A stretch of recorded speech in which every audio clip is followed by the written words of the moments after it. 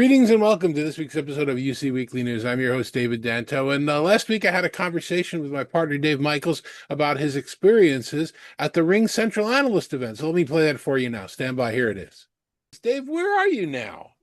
I'm in Scottsdale, Arizona, and it's like a Scottsdale. thousand degrees here. It's Beautiful downtown Scottsdale, Arizona. Very nice. And why were you in Arizona? I'm at the RingCentral. Let's see what they call it. They called it Summit, the RingCentral Summit, which is their analyst event this year. They've done it here in Arizona for the first time, and yeah, it's been a good event. It just wrapped up. There's still some boxed lunches here, David. You should grab one.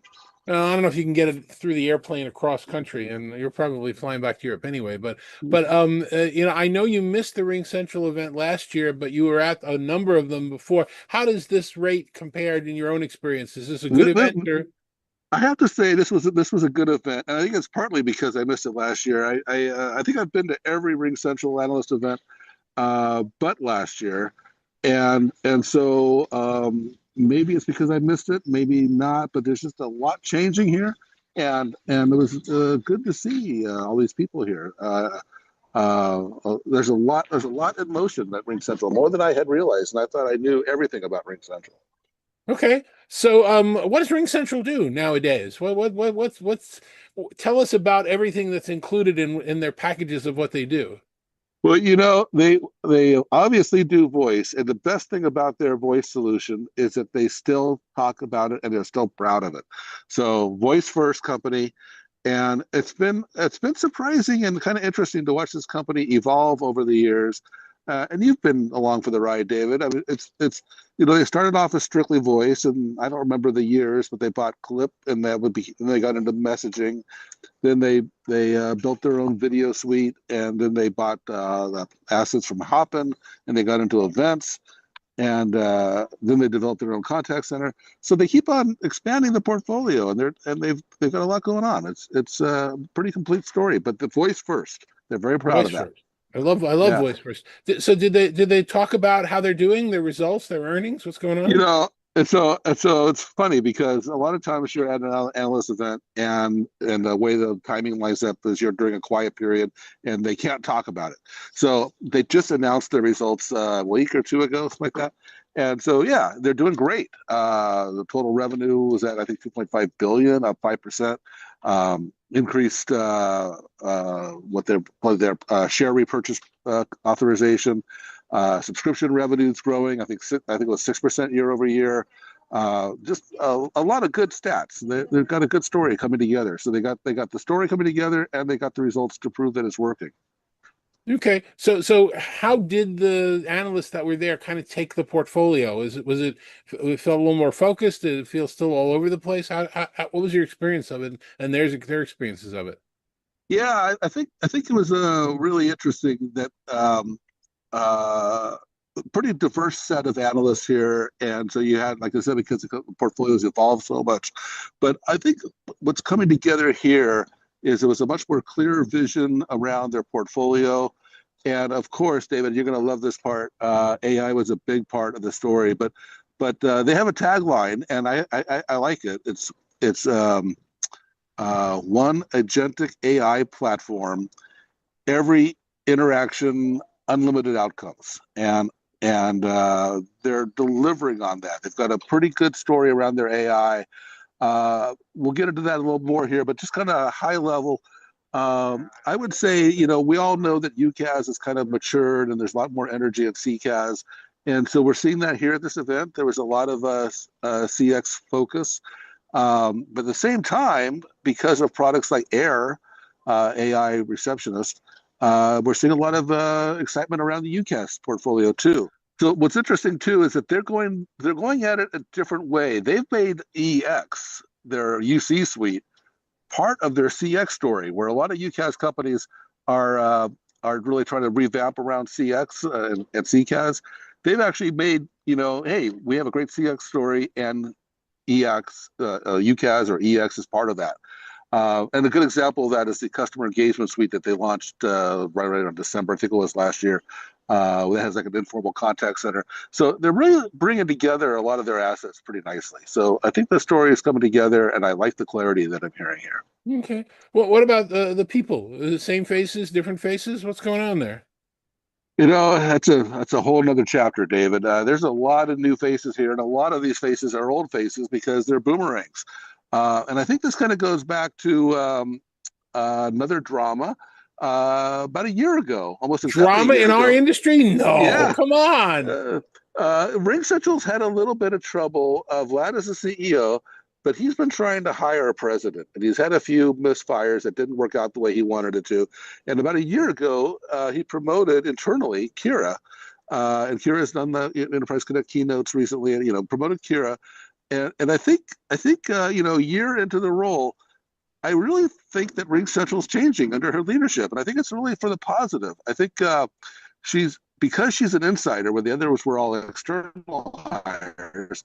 She's really leveraging what's inside of RingCentral, and because she's been there for a while and knows Vlad pretty well, that she's connecting the Vlad's vision to what she's doing, and she's also you know, kind of responsible for innovation, which I'll get to in just a minute. But back to your other question here about the new faces.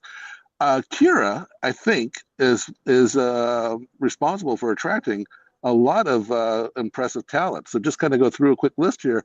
Antonio Nucci, Chief AI Officer, and he did a fantastic demo in Italian. Jeff Cantor, and he came from Cisco and Symantec. Jeff Cantor, Chief Customer Officer, he came from NICE. Curtis Peterson is SVP of Customer Experience. He left. He's a boomerang, and he came back. He was at so his credentials include RingCentral and Windstream. Stephen Zaczak, I think it's pronounced, VP of General Manager of AI, so another AI title. He comes from Cognigy and RingCentral and Zoom.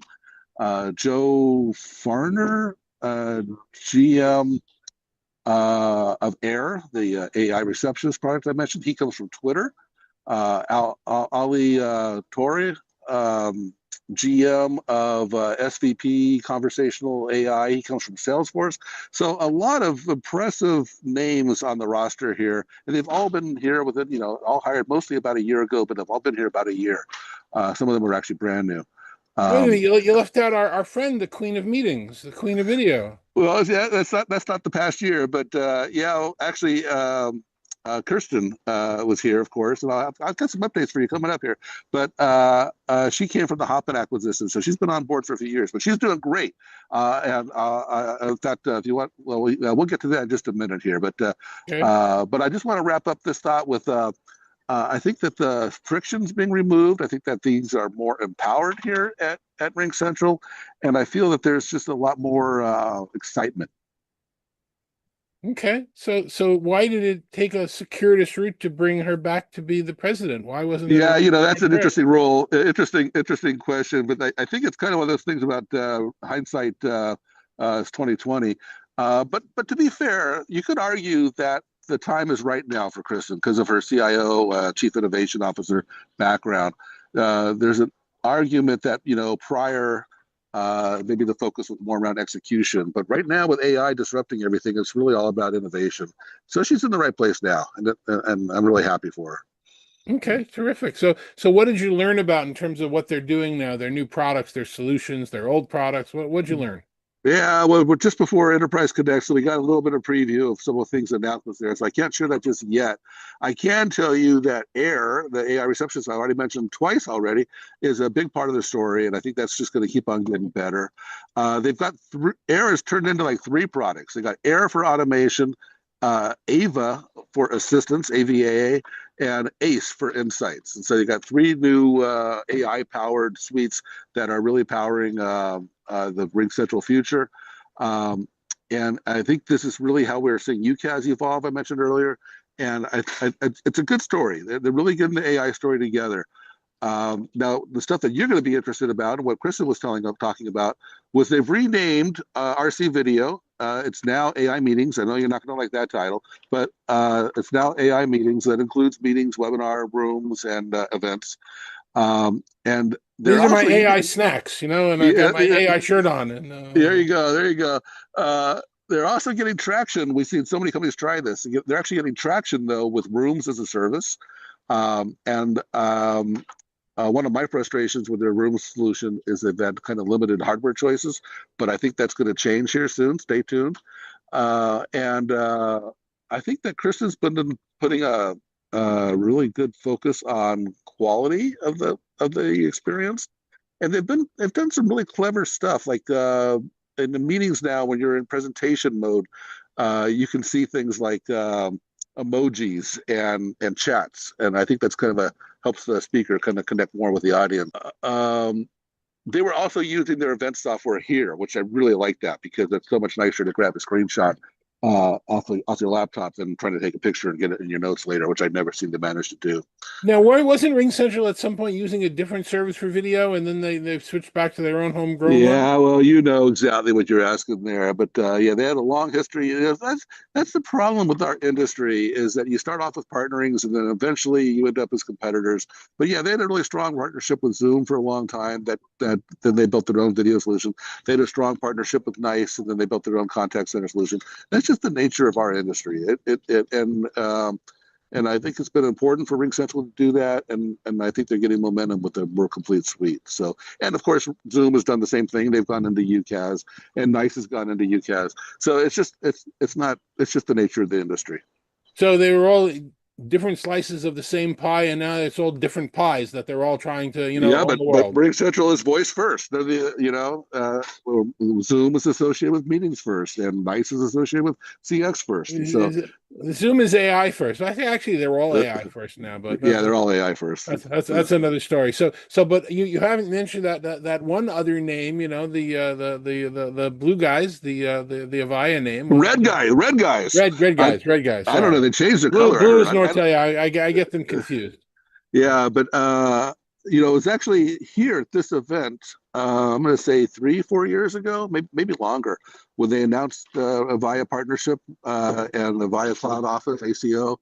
And so that story is not that didn't get a lot of attention here. But what's interesting about that is that when they announced that, RingCentral wasn't in the contact center business. And so basically, Avaya outsourced their UCaaS story and gave actually RingCentral exclusive rights to their UCaaS story. But now RingCentral has expanded into RingCX and contact center. And a lot of Avaya folks are like, hey, this is great. This is exactly what we wanted. So they're seeing a lot of traction with RingCX and the Avaya suite. And they also offer their AI solution as a standalone solution.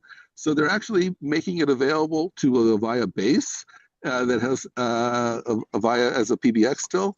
And they're getting basically Avaya customers are outsourcing their innovation to RingCentral. And so that's an interesting story too.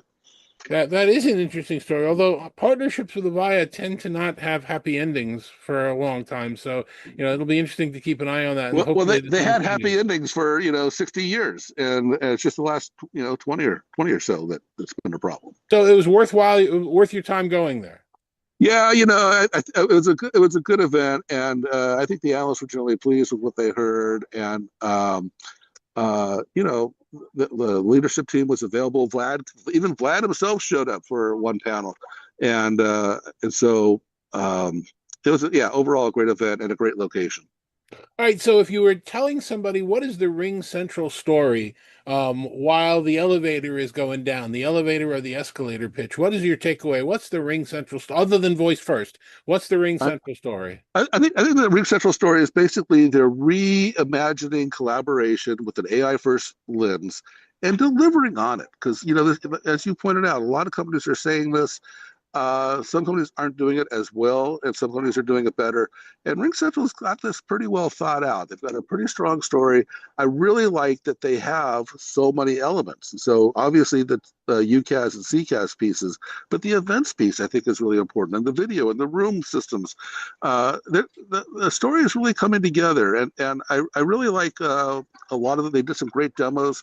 I really like what we're seeing with the AI stuff. I think they're making AI accessible and to a different segment of customers that may not have had access to this technology before. So Dave, while you're finishing up over there, we're already on our way into Las Vegas, right? This is the next conference that we're headed to at You Enterprise know, Connect. I had told people I was going to go to Mobile World Congress. It was an easy thing to do from Lisbon. It's not so easy from Scottsdale, and so I decided to spend a week in California and enjoy the beach in Santa Cruz. So I'm going to go there first, and then Enterprise Connect. Okay, well, we're on our way to Enterprise Connect. By the time you're seeing this, we're probably landing in town, and it's going to be an interesting show because we have no idea what to expect. I've got a lighter schedule than usual. You have a heavier schedule than usual, and we're trying to figure out, I, where to go. I think my schedule is heavier just because I have no idea where everything is. I'm just gonna. I have no idea. At the Gaylord, we all would know where everything is. Oh, meet in the atrium. Oh, meet in the suite. Meet in Emerald Suites. What, I don't know where anything is. So we'll wind up landing over there. We're right next to the big high roller Ferris wheel, and we will figure it out as we go. But hopefully, it'll be a fun week this week. Very good. Thank you, David. Okay. And thank you very much for watching as you do every week. Next week, Dave and I will be on telling you about our impressions from this first brand new Enterprise Connect. But until then, have a great week. We'll see you next week.